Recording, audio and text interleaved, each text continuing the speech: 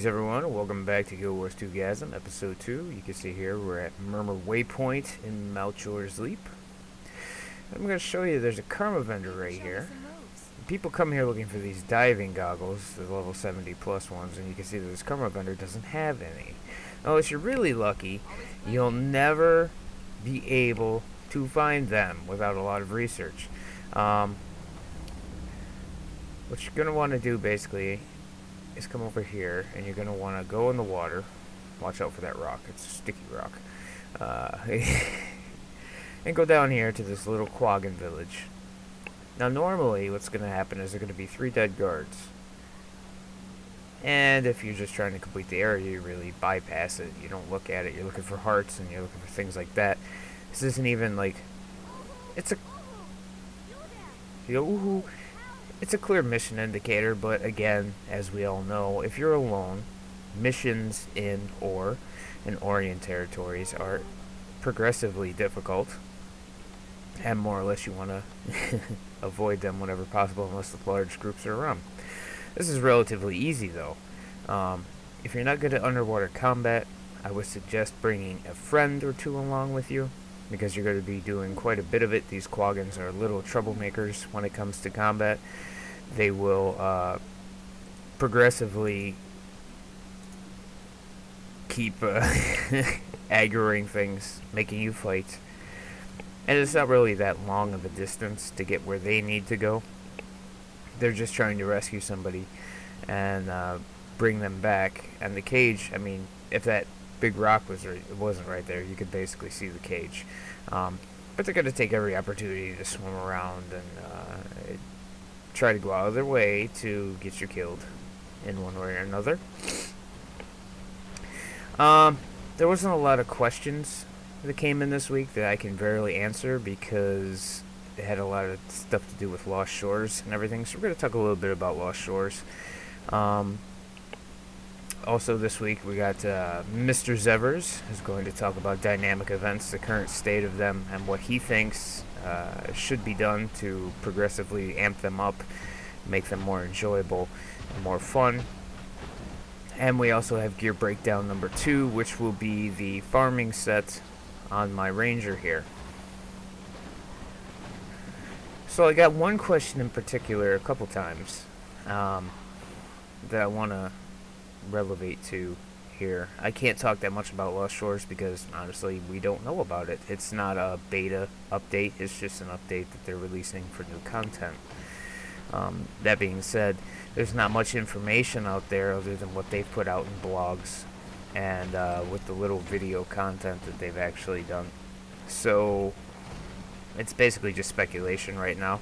We do know that there's going to be a world event that will change Tyrio forever, with the big mob that is going to be driven out of the sea, which I still speculate is cause of the deep sea dragon, who has driven this behemoth out of the ocean depths. I could be wrong, but I highly doubt it. And that being said, with the Sea of Sorrows coming up, you know there's going to be underwater combat, and you will want to be prepared. Now, they're adding 200 plus craftable materials to all current crafting professions. Therefore, we could see the implementation of diving masks, but just in case we aren't, you want to go in completely prepared, and that is why I took the time to record this and show you exactly how to go about getting the highest end diving mask in the game at current point. So the question that came in that I really want to dictate is, a couple people asked me, the Fractal of the Mists sounds like a really cool experience and a cool dungeon for endgame content. Do I think with the implementation of this dungeon that all current dungeons will see a decline or a hit in activity, and will it be harder to find a group to complete these dungeons that is knowledgeable, and will I have to basically go in with people who are fresh and go through the headaches of doing these dungeons time and time again with people who really don't know what's going on? So basically what people are asking is, do I think that Fractal of the Mist is going to ruin the dungeon experience for Guild Wars 2? And personally, I'm really excited about Fractal of the Mist, because if you guys don't know what Fractal of the Mist is, it is an endless dungeon with brand new gear drops, new challenges. It gets harder as you progress through it, which is a nice benefit, and it never ends. It's randomized dungeon content that involves the mist, which basically means it's fragments of time that come from before our current time. So Guild Wars vets, such as myself, will get to see things that happened when we played Guild Wars. Take for instance, or things that happened in the books that were just before the launch of Guild Wars 2, which is really, really cool. And I really applaud ArenaNet for taking this step and saying, okay, we've got so much content that we can release. We have written lore and everything that it does not have a visual, and we're going to implement it in this manner. As everybody also knows, they're introducing a new mob debuff called Agony, which Guild Wars vets will also recall. The Mersat actually had this skill, and it was called Spectral Agony. And the only way to alleviate Agony is to infuse your Ascended Armor, and Ascended Armor is going to be the new armor set. Now, this can cause some headaches for people who know exactly what Agony is capable of, and new players who have absolutely no idea what Agony is are in for a treat. Now, at current time, it is just pegged for the Fractal of the Mists, so the enemies that are outside really haven't been dictated to have this. However, it's not like ArenaNet to just pinhole such a powerful condition strictly to one little area. So I think that you're going to see a major change to the game. It's going to get more tactical, it's going to get more strategic, and people are going to have to know their shit a little bit more at the end game, which is a nice benefit. Because personally, anybody who's reached end game, which I've been end game pretty much since, I think, a week after launch, maybe 2 weeks, it's kind of easy. And you know, I look for challenges in games, so you can see the guards are going down here, but it doesn't matter. I don't know if the prisoner dies, if that ends the whole mission or anything. I'm not really sure, but these guards can go down countless times and it won't fail. But oh, my pet died. No,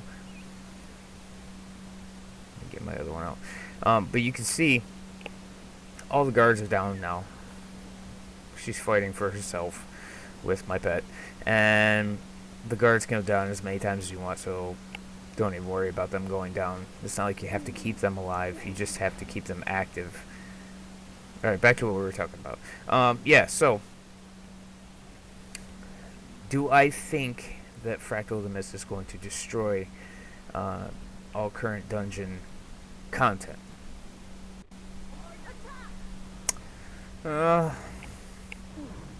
It's a 50-50, really.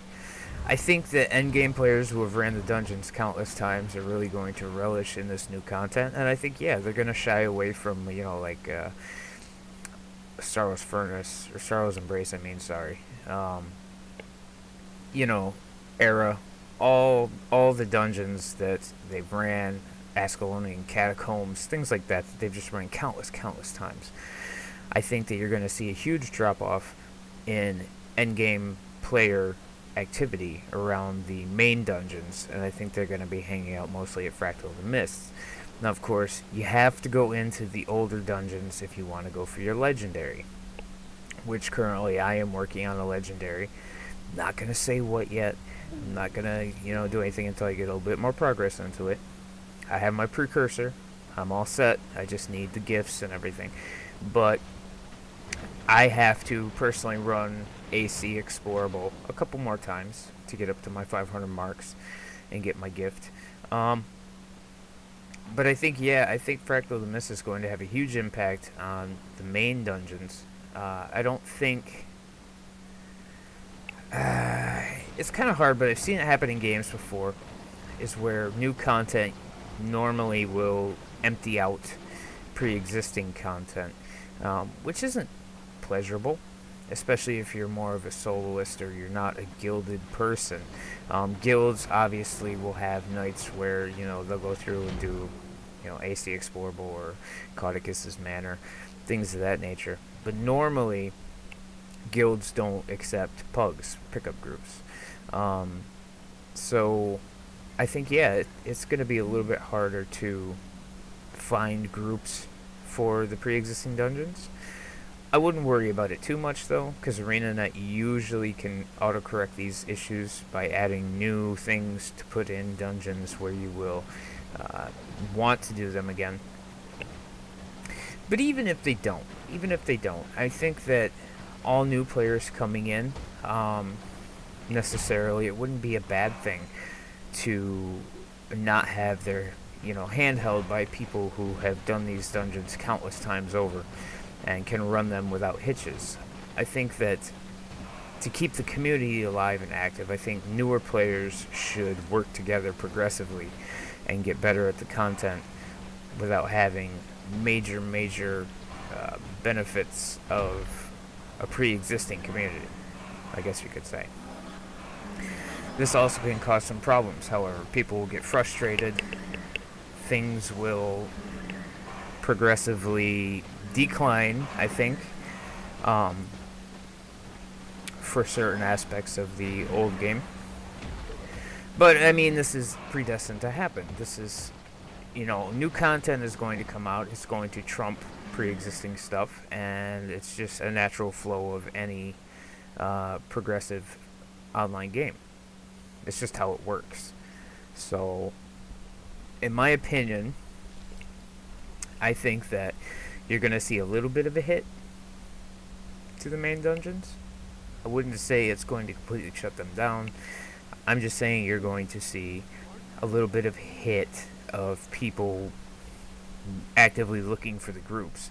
I'm not saying with the community that we have, that if you ask for a group for a certain dungeon, and somebody's just not, you know, doing much of anything, that they won't pick you up and say, okay, yeah, let's go do this. This shit's fun, you know? Because that's what a Guild Wars community is. It's for the most part, it's a helping community. I know I'm the type of person that if somebody's really wanting to do something and they have a pre-established group, but they just need that one person to fill it out, I'll go along with them. You know, I like helping people. So, yeah. I think Lost Shores is going to add a lot to the game, but it's going to take a little bit away from the game, I think. That's not necessarily a bad thing, but at the same time, it's not necessarily the hugely positive thing that a lot of people are hoping for. I think that endgame players are going to have to really focus on their gear and their gear sets right now. You can see we're coming back into town.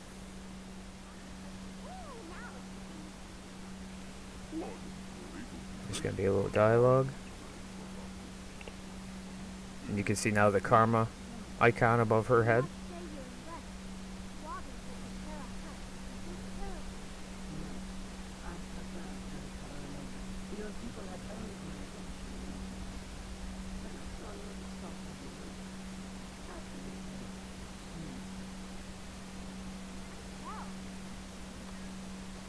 And here we go.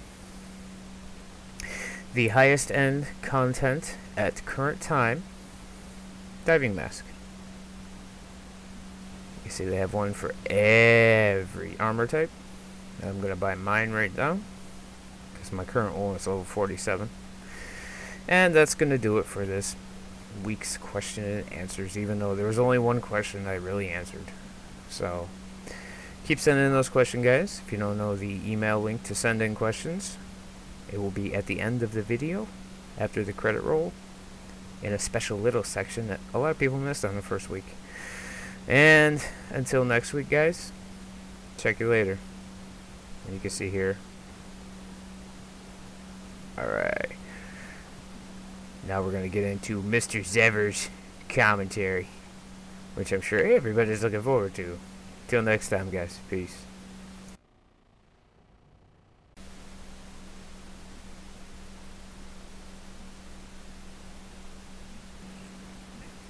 Welcome back to GW2Gasm. I am here with my bro in crime, Branimir, or as other people know him, Zevers, Mr. Zevers, from other Game Junkie XL productions. And look, there is a dynamic event going on. Let's go do it! And Mr. Zevers today would like to discuss with everybody a little bit about dynamic events, what they mean, what their impact on the world is, as well as if they should be corrected or if they are perfect the way they are. Take it away, Mr. Zevers. Oh shit, it fell. Shake it off. Well, in my opinion, I have, after playing this for a certain amount of time, I feel that dynamic events, in a way, are very similar to each other. Is like, as we run around, we do the same content. It's like other games that have come out in MMO genre. They've claimed that they've taken a different approach on, which I don't feel necessarily is accurate. I mean, yes, you get content at a different pace. They don't give it to you all at once. You kind of walk up to it. It makes the world feel a little bit more alive. But after doing a large amount of dynamic events, you'll find that most dynamic events are rather similar in a way. Whereas, hey, you have to defend the supply energy from the crate, like which we're doing right now, or we'll end up having to kill 10 waves of this certain enemy. And then later, you'll run across another dynamic event where you'll again have to kill another 10 waves of enemies, or you'll have to do an escort quest, because everybody loves doing those. I do. And, we'll move on and do the same exact thing. You might just have to fight something different. That's all it takes place within the zones. I just feel that, from what I've seen when they did the Halloween, that they have great potential on their system. I just feel like the base game which they put out was kind of in a way limited in what they did.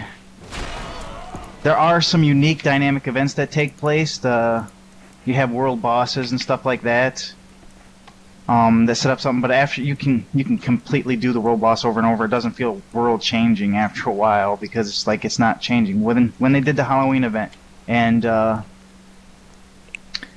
man, I forget his name. Well, I don't know why I'm forgetting his name. The text his name. What? Who? Yeah, the Halloween boss there, the Mad King Thorn. Oh god. How dare you not when know he came Huh? How dare you not know his name? Yeah. When he came out of his hole there and destroyed the lions and lions arts, that was the one thing that I felt was like world changing. Like, seeing as how that lion statue's never coming back. Stuff like that makes the game more exciting. And with the new Lost Shores that is coming out, yeah, I was gonna say you're pretty excited about that probably too, because the world's gonna change again. Huh? I said you're probably pretty excited about that because the world's gonna change again. Yeah. Nobody really knows if it's positive or negative. I don't feel like the quests themselves are as dynamic as I'd hope. In a way, I feel dynamic can be used in a lot of different ways, but the world as it develops, in a way, I really feel that Arena has tackled correctly, where it feels like the world will dynamically change. The events, however, sometimes feel that they're not really dynamic.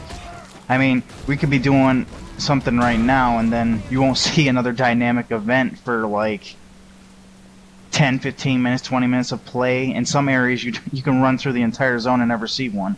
Yeah. And that's content that you could be playing that you haven't seen, but you're missing out on it because you just decided to take a different route when you were running around. Well, I see a lot of potential, especially like you can see our friend here, Greenfather, who is in another clan called Wolf Clan. Wow, that's an old game. Guild. Yeah, we're playing Guild Wars 2. It's good that they have it set up where anybody can jump in and they reap the same rewards. I like that system, but like you said, I think there's definite room for progression in the system. The system is still infantile in its stage, so of course there's a lot of repeated content and everything, but I think as the game progresses, it's gonna really open up. They're gonna work a lot with it, and they're gonna have multi, you know, oh, we completed that, multi-stage things of that nature. Now let's go find another dynamic event. Oh look, there's one taking place right over here. And this is kind of what Mr. Zevers is talking about. And the fact, it might take us a while to get over here. Let's see where this one actually is. It's in Chokevine. I know exactly what one this is. Just run through that shit. We're warriors. Oh, ouch. Shake it off. Why no dual axes today? I just felt like going with a gray sword. I haven't used it in a while. We're gonna like pick up every hunk of shit on the way over here. Yeah. So where is this dynamic event that you saw that was taking place? Where did it go? Oh, it must have failed. That's another thing that I find is a little frustrating, is that I think ArenaNet could put in something that allows you to tell where dynamic events are going off, so that way you can play in their content. Like right now it's like you have a proximity where it'll pop up and you'll be like, oh, you're within the proximity area of a dynamic event, and go check it out. But when you're not in proximity of it, you have no idea like where it even is, or if you can You mean more or less like the world bosses, like when the dragons, like when Tequatl pops, you get an indicator of it from far off distances.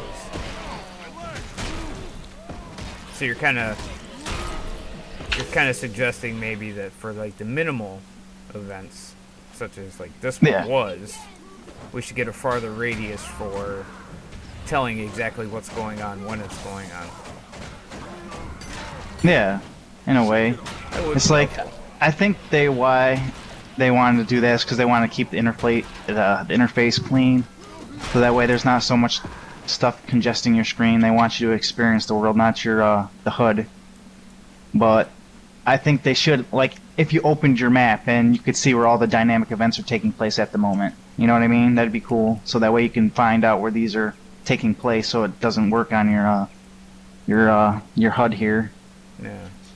Well, it looks like this one actually succeeded, so there were people over here doing it.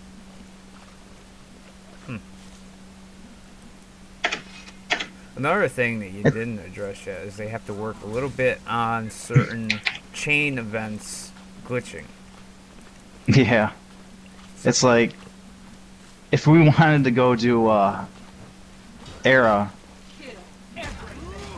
or any, like, if a dungeon's down that really takes effect on people, it's like, at a certain, like, I feel like at this far in the stage, like, these glitches are starting to become a little bit too, I mean, they've gotten most of them down. Like, I remember forever I couldn't get a skill point done because it was down for like 3 weeks, and it's like irritated the crap out of me because it was like the last thing I needed to do in the zone. And of course you're talking about the ore skill. Yes, the ore. There was 3. Yeah, when I was going for world completion, actually, those 3 in ore were like the 3 skill challenges that I could just not do, and it was irritating the living piss out of me, because it's like no matter, it was holding up my progress. And it's not like I couldn't do it, you know, after they fixed it. It was just I was right there, and I was like, ugh. And I had to check it every single morning. You know what I was going through. I talk about it at work all the time. I was like, oh man, I got home so excited, thinking I was gonna be able to get my shit done today, and it still broke. And then it would work for me, and you're like, it still doesn't work for me. So. And it seemed to be mostly the ore areas. They focused on them last. There was a couple earlier on, especially around like the chart areas, there was a couple of skill points that were bugged too. But it's stuff that at least it's fixed quickly when they recognize it or people report it. But still, this has been out since August, you know, and we're going into December and however many days, I don't know. I don't even know what day it is. But, it's just, you know. Yeah, I know. It's just they have things to work on. I love Guild Wars 2. I think it's an amazing game. There's another thing that is really cool that I really think that they nailed with Guild Wars 2 is like, if I walk away and I go play another game for a couple days, I really feel like I haven't like lost anything. Like the world's still here, it's still, and everything still feels fresh. Like I'm not as far behind. This game really feels like it'll allow you to play other games, and I really enjoy that. Like for the longest time, I played World of Warcraft forever. It was like, but that's the only game I played. That was it. Like I didn't play anything else for over like 2.5 years. Yeah, there's a lot of people. And then I broke away for a little while, and it's like I was missing out on all this stuff that could have been taking place. But this game allows me to go on and play other things, and then not be as 100%. You could be as dedicated as you want in this game. And that's always cool.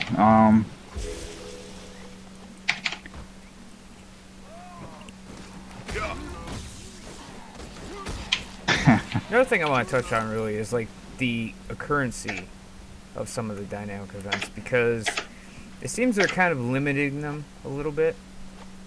If you could, I don't know. I think it has something to do with the bots, the whole big bot ban.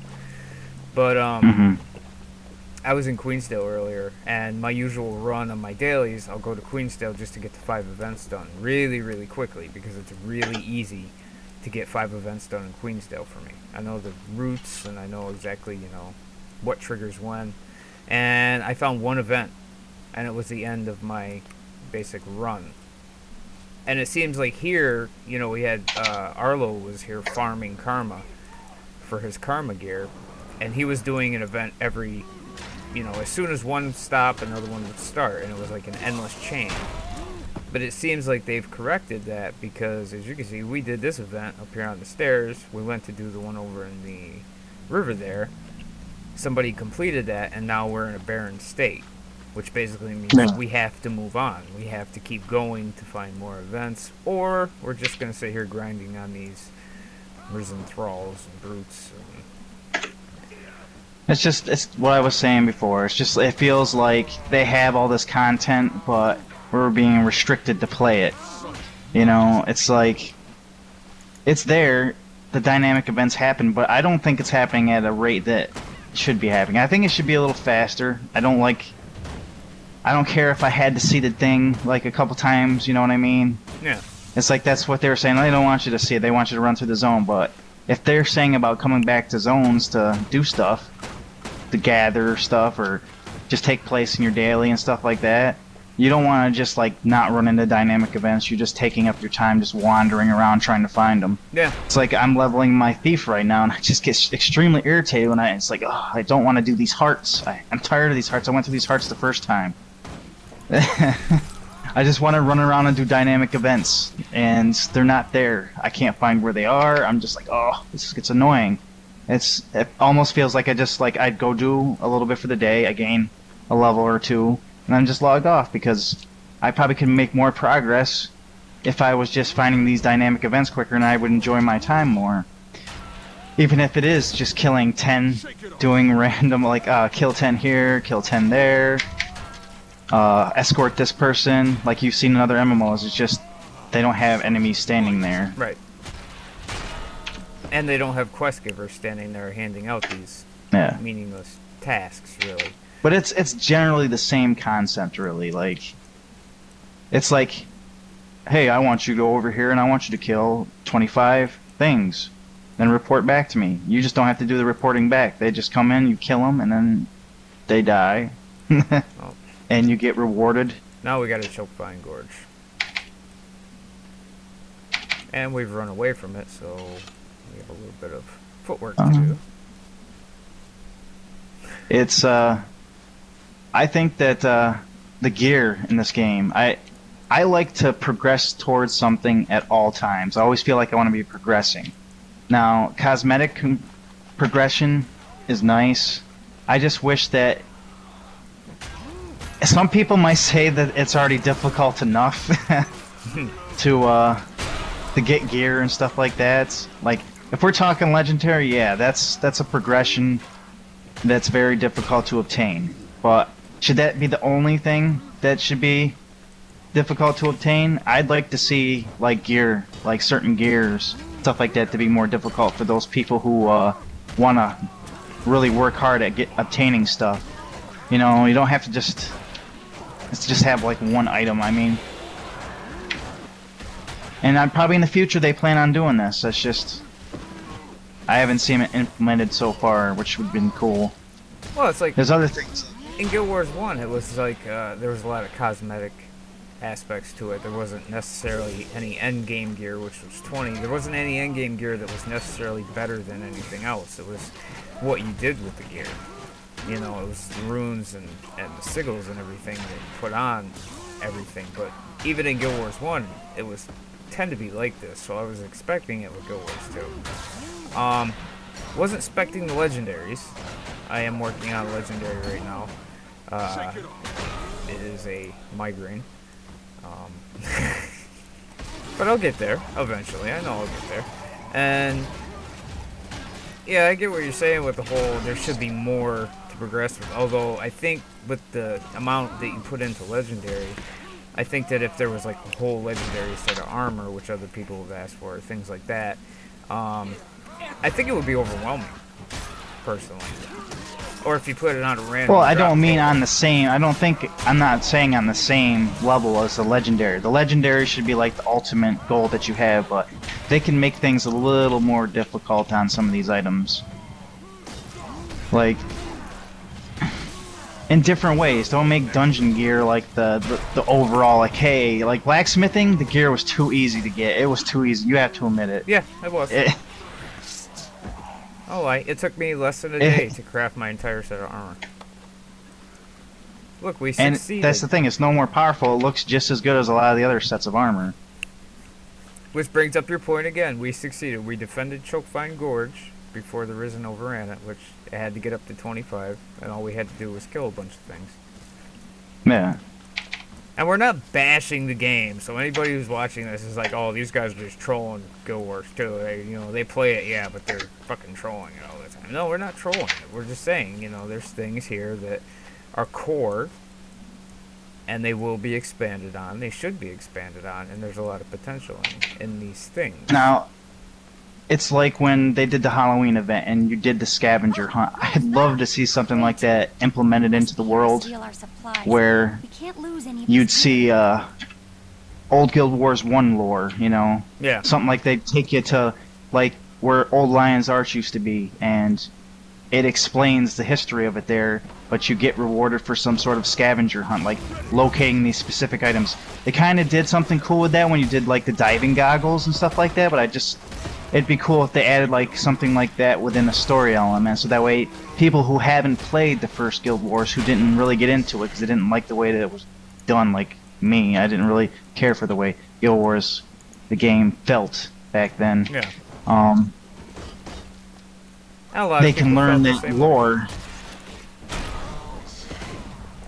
What was that? I said, and a lot of people were in the same boat as you. They didn't really like how it ran or anything like that. I wasn't one of them, but a lot of people shared your sentiment of Guild Wars 1.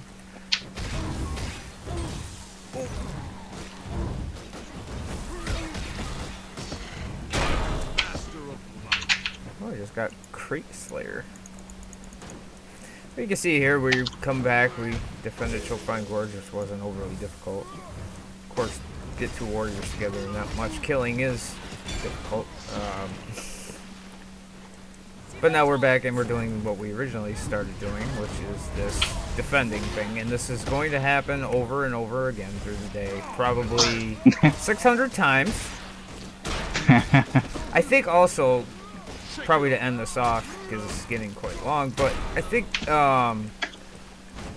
one thing that would be a welcome addition would be, let's say that these crate actually succeeded in overtaking this little supply camp here, right? I think it would be more of an investment of time and more enjoyable if it was a little bit harder than come in and kill 25 crate that are, infesting this area. I think there should be steps to it. Maybe like they need to add more chains to these that's one thing that they probably could do to help their dynamic events feel a little bit more changing, is like allow change to happen more often in the dynamic. There's too many one-stop pops, you know what I mean? Yeah. Where it's like, hey, we just did this one and now it's over. There's nothing else gonna happen after. I mean, in areas like this, pretty much what happens is this is like a, there's dynamic events that are taking place here that are just going on, so that way, waiting for the spawn of Teguadal. Yeah, it feels like a filler, basically. It's not. But if they added like more chains to the dynamic events, it'd make it feel a little bit more like you might come across the chain at a different time. But these chains are always stagnant and the same, no matter what you do. The crate will always come here and try to attack this, and then they'll always try to take the gorge. They never ever try to do anything else. Like, hey, why don't the crate go try and why don't they try going over to the gorge this time, and then have the Risen come over here and attack this or something.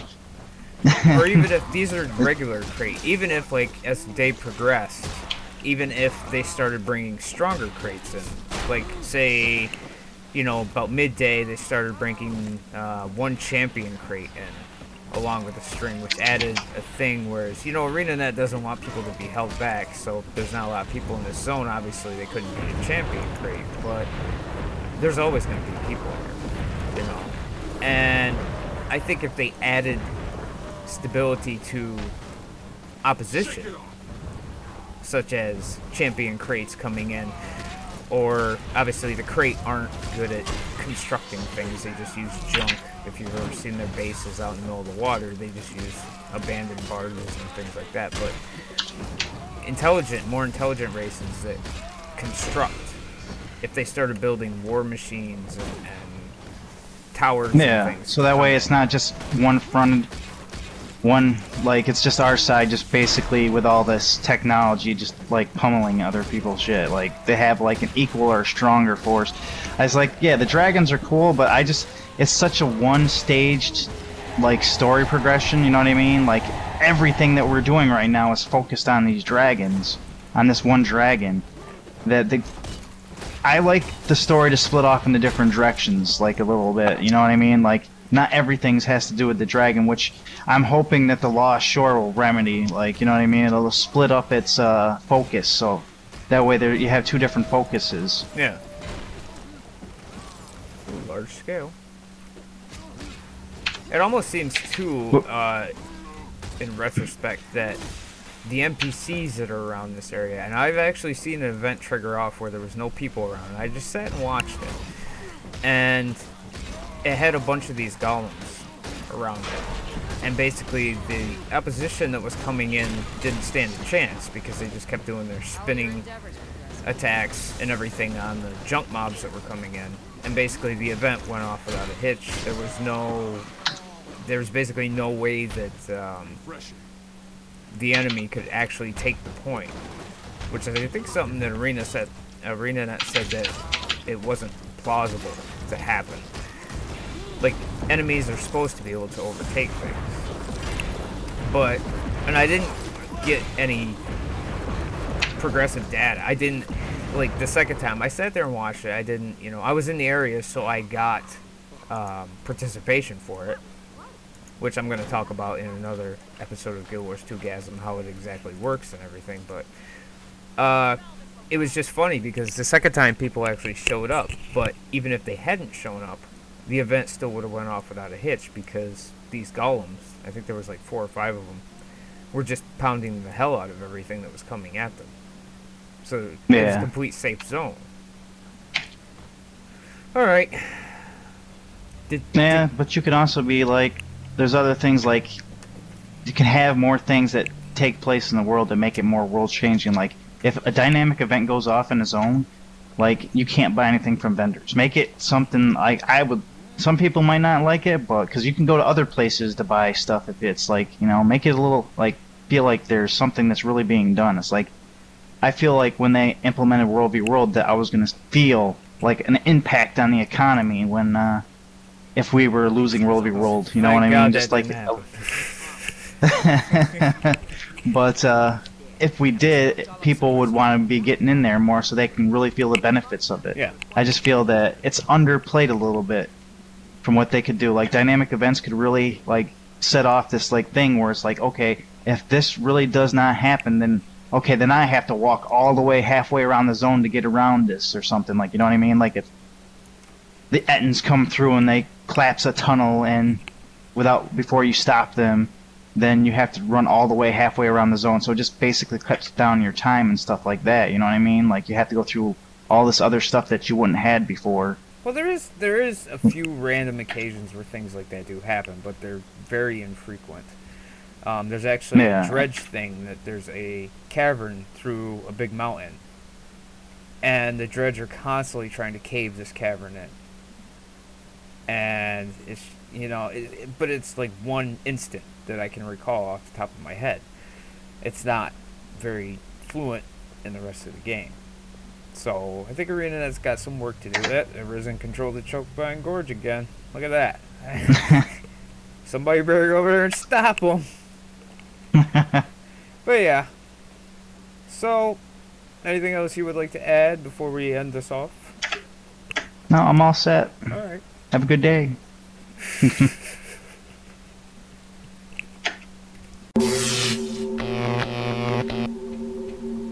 What it is, everybody? Welcome back to Gear Breakdown. This is number 2. Champion Risen Abomination is risen. Yeah. So anyway, I'm here in the Cursed Shore. I am currently working on just progressing, getting this area cleared and getting my exotics. You see on my clock down here, it's 6:31 a.m. in the morning. I really need some sleep. But yeah, let's get down. This is my farming set. Ooh. You see, my old gear, which we went over last week, is still here. Down a few axes. Got some new stuff. Other than that, it's all basically the same. My back piece and my pendant are exactly the same, as are all the weapons. You just saw me get this. The Colopoi, Aqua Breather of the Afflicted, which is our new thing that we got in the beginning of this episode of GW2Gasm. And my farming set revolves around the ability of Magic Find, and you see a lot of people say, oh, Magic Find is absolutely no different than just regular, but it is. I've ran tests on it, so yeah, you can actually get more stuff with Magic Find, and it's more beneficial. So, what have we got here? We got a mishmash of things. At first I wanted to look exactly like a pirate. That didn't go so well because the pirate codes are kind of shabby. Didn't make it look good. So I got this on. Not exactly sure what that was. It's just like a... I don't know what you would call that. I'm not a chick, so I don't know clothing terms. It's like a quarter shirt or whatever, and my pirate pants, yeah, and my pirate boots, and of course I got a pirate hat. Bam. But yeah, so let's go over this. So we got carrying pirate hat of the pirate, carrying pirate hat of the pirate. That sounds pretty cool, right? This is all splashed, transmuted onto exotic craftable, and we have big ups here on Power Precision and Magic Find, of course. Superior Rune of the Pirates, I really have to get rid of the 6 charges because to summon a parrot, and in my expertise, if a weapon or a rune or something says it has a chance to summon something, avoid it. Strictly avoid it. Trust me on this. I've had nothing but problems with this parrot. It summons a parrot quite frequently, actually, and especially in Ore, you don't want that to happen because you have absolutely no control over the parrot, and I have found that the parrot has actually aggroed whatever it feels like anytime it's out. And I'll be fighting 2 or 3 things in Ore. I'll be fighting Risen, and then the next thing I know, I got +6 to that because the parrot's gone off on its own, and it's bringing back mobs to me. So there have been situations where I've actually fought 13 or 14 things and went down horribly, Oh, because of that goddamn parrot. So I have to really replace one of these runes. But you can see the superior rune of the pirates is really nice. 1 through 5. You got, you know, plus 10% magic find, plus 20 might duration, plus 15% magic find, 5% chance to shout "Yar!" and grant might to nearby allies when hit. That's nice. 10-second cooldown. And then a 25% magic find. The 5% chance to summon a parrot is absolute crap, and I have to really get rid of it. Then we've got Heritage Shoulder Pads of the Pirate, which that is a Guild Wars 1 skin that I brought over. It's the old Ranger armor. It's the only piece I actually have on my Ranger currently. Then we got Berserker's Duelist Coat of the Pirate, Honed Pirate Gloves of the Pirate, Shaman's Pirate Pants of the Pirate. This just sounds weird. Pirate Pants of the Pirate. Of course they're the pirate's pants. You know? I don't know. Maybe I'm looking too much into it. And Rampager's Pirate Boots of the Pirate. As you can see here, I also have a food buff on. I run with Magic Find food as well. And according from my other stats, you can also see that my power is pretty low comparatively on this set, which is why I said that if you want a Magic Find set, don't make it your main set. It doesn't bode well going into dungeons and such. You're not going to be at your A game, which you want to be. This is more for shits and giggles when you want to go out and do stuff for yourself. I would only recommend that. I would not take Magic Find into something that you are really needed to be a part of, such as a dungeon, story segments, things where you have to be at your A game. Basically, you don't want to run with a magic set. Yeah, but power is currently 2063, precision 1588, toughness, you know, vitality. Basic attack is 3143 with a crit chance of 36%. You can see armor, and my health on this says 17,482, but I also 18,706. Yeah, so that's basically my Magic Find set. As you can see, it's all just crafted exotics, just like my dungeon set. However, I've transmuted a couple parts just because I don't like how they necessarily looked. I didn't like the pirate coat, so we put on the duelist coat, and also the shoulder pad is heritage gear, which comes from, bam, the rewards from Guild Wars 1. And I've stuck with the same weapons. I don't have any Magic Find weapons. You know, I'm pretty much, I usually run with my food buff and everything. I'm usually running Magic Find 225 plus anyway. Or 125 plus, yeah, 225, that'd be nice, wouldn't it? I'm usually running at 125 plus for Magic Find.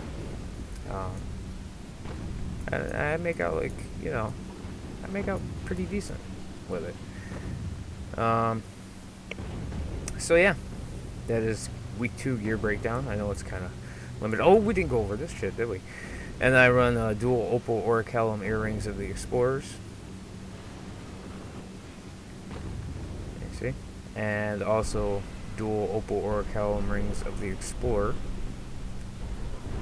And those are my rings, of course, with the Triforged pendant of the Berserker and the Guild Assassin backpack of the Berserker. So that's basically my farming set. I can't believe I almost forgot my jewelry. Jewelry's a girl's best friend. My god. How could I forget that? Alright, guys. Anyway, that's been this week's Guild Wars 2Gasm.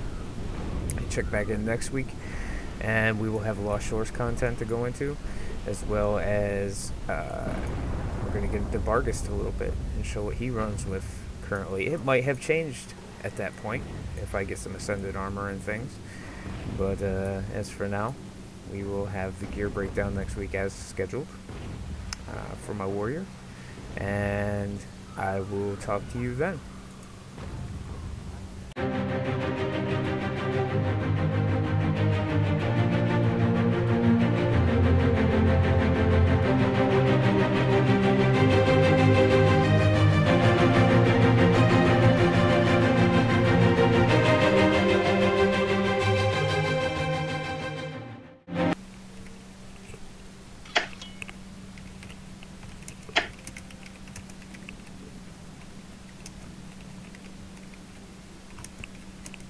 Don't rock the boat.